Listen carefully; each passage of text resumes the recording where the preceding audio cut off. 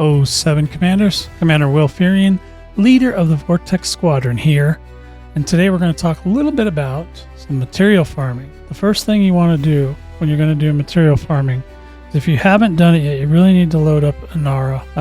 Inara.cz is a program you can get free, and all you need to do is sign up to it and then connect. There'll be a button right here. You can connect your Frontier account to Inara, and then it'll show you everything about your pilot, anything you could ever possibly want to know, and that sort of thing. But what it's really good for is finding materials for you. You can do that in a couple different ways. So we're going to do this the way I do it, and there might be other ways, but this is the way I do it, okay?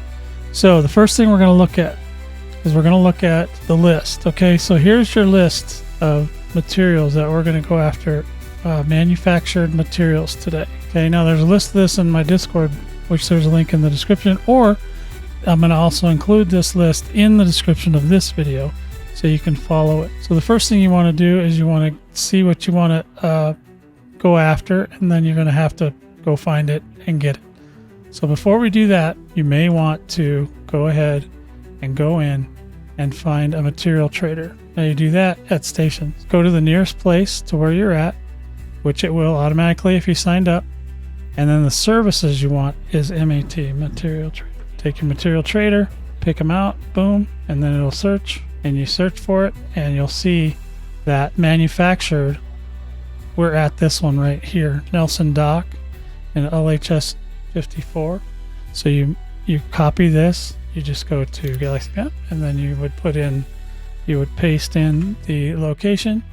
You go like that, and then of course it'll show you where it's at. We're here. We're at the Material Trader. So I'll show you a little bit about the Material Trader once you get here. There's Material Traders all over the place, so you may get a different one than what I'm showing you here. So you go ahead and you go to Starport Services. You go to Contacts, and in Contacts there's a Material Trader. It's old Kira Anderson, one of our faves, right here. She's going to trade us some materials. So the first thing you want to do is you want to go through each one of these. So you'll pick one, go to the next one, and then you trade down the materials. Now I can't do that now because I've already done it. Then you do it all the way up to the top one. Mostly what you want to have happen at the end of the day is you want everything to be 0 here on the end, and then you might have a couple that we're not going to be able to pick up. So now we already looked up a place for the first thing we wanted, which is a very common material, Core Dynamic Composites. Now you'll see on my notes here, it says very common, good for cross trading. Cross trading is basically just trading up to something else and then returning to your first place that you found, getting more materials, and then keep trading that one up until it gets full. So basically what I would do is I would find on my list, there's 2 materials that are super easy to get. You could do it all in one place. So if you just want to do the Core Dynamic or you just want to do the Imperial Shielding, either one, they're really good for cross trading. And there's even a few places listed in this list to show you where to go. Core Dynamics Composite. So we could say, okay, we don't have any exquisite focus crystals, so we're going to go ahead and we're going to trade out these Core Dynamic Composites, which I think is fine. We'll do that. It'll probably take almost all of them. There you go. So we're not getting a lot, but we'd have to do it several times to actually get this completely full. So yeah, so as you can see, it's kind of a slow process. But you could, eventually you'll get this filled up, and you could actually do it with as many of these different things as you want, but it's only going to give you about 16 a pop, and it's not going to be great. We're going to show you the ship real quick, because I know people like to know. Here's the ship, the loadout. Now, this is a multi-purpose ship. You do not have to engineer a multi-purpose ship. However, if you do, that's a quality of life. You'll like it better.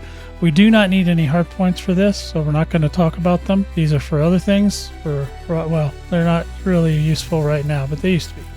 And in this row here, in the utility slots, we have just a point defense turret, which we're also not going to use because we're not going to land on a planet. Then we've got the core internals. Now, the core internals can be whatever you like. This is, like I said, this is a utility ship. It's not going to get into combat, most likely. It'll be running away more than anything. So you got your heavy duty armor deplating if you want to engineer. If not, don't worry about it. The power plant is overcharged and thermal spread. You can see I obviously down on the bottom right, you can see I have a lot of power. So this is really overkill for this. You could go with a lighter power plant if you wanted to get more jump range out of the ship. Right now this one's getting a 39.5, so it's not there. Thrusters, dirty drive tuning, drag drives, that's pretty common. This one has the pre-engineered FSD drive in it, which you can build, but you need parts for it. I don't know the parts off the top of my head, but one of the parts you need is a Titan drive component, which you can only get from the dead Titan locations. And I have a video that also explains all of that in my playlist. So just go down the list. It's like 2 or 3 down from this one. And then we have the, so this is a pre-engineered increased FSD and mass manager. It's a double engineered thing. It's pretty cool. And it's also got fast reboot somewhere. It doesn't really say it here, but it does have that. Life support and miscellaneous lightweight. Obviously good stuff there. Power distributor, charge enhanced with super conduits. That's pretty common. It doesn't really matter for this ship because you're not using your weapons and you're not using a lot of the other stuff. So sensors, obviously lightweight scanners are great. And then you got your fuel tank. Now we'll go down to the optional internal. Right now I have about 80 space for limpets. So that's what you use the cargo racks for. You can go with more cargo racks or whatever you want, but this is basically what I do. I have up to 80. You have a bi-weave shield generator, nothing special here. You can use any bi-weave. You don't even need to engineer it. Now the collector limpets are, optional depending on how fast you want to collect things. I happen to have in this ship, I have 3 5A limpet controllers, and they do just fine. They're very quick. I put in a field scoop because I was jumping around a lot. Sometimes you have to jump around to multiple systems to find the materials that you're looking for. So you might need a fuel scoop. Otherwise, just, every once in a while, just go stop at a station somewhere and get some more fuel, in which case you can put more cargo or something like that. If you put another cargo rack in here, the 5 would give us up to 112 cargo, which we don't need. Obviously, I have an anti-corrosion cargo rack. You don't need anti-corrosion cargo rack, but it's nice to have just in case. Then you have your planetary vehicle hangar, which we will not be using. Then your detailed surface scanner, which we will not be using again. So like I said, this is a multi-purpose ship, so there might be some different reasons you might use those, but we're not using those today. In the raw materials video that I did last time, I did talk about the detailed surface scanner. Advanced docking computer, I put that in specifically to troll the Puritans. I can land the ship, but hey, I don't want to. So there it is. You could put another cargo rack in there, whatever you want. You could specify this. You could really break this thing down to exactly what you need and put in more cargo, more whatever, but you don't really need it. So the vehicle bays, obviously we're not going to be using the Scarab, but if you are going to go do things like with Guardian Tech, stuff like that, you might want to get the SRV Scarab for that. Now we're going to talk about how to find the stuff. So we have the list, right? So the first thing on the list is core dynamic composites. The system that we're looking for has to be Federation, a state of none, and 1 million plus population. And these materials are very common. So then we would come over to Inara and we put it in. We put in what we're looking for. So we go to data and then search nearest, and we go to system. And in here is where you would put Federation and then population above 1 million. And then the state is usually the state. So none. And then you just hit the search. Now, once you're signed up to Inara, you can it'll know where you're at. If you don't want to log in or whatever and you just want to do it as a guest, you can do that as well, but you'll have to type in whatever system you're in. This is the system I was in. I've already moved. So now here's all the places where you can go to find the materials. Now usually you'll just pick the first one on the list. You just do a little copy right here, and then you go over to your galaxy map and you put it in, and then you go ahead and you paste. So Control V on a PC, boom. And then it'll tell you right where it is, right there. And then you just plot the route to it. Bada bing, bada boom. You're ready to go. Once you get there, then you get into the actual work of collecting the materials, and then you move on to the next on the list. They did an update last year, I believe, in 2024, where they actually increased the number of materials that you can pick up in these systems. When you get there, you can basically go into a signal source, and all the materials you need will be there.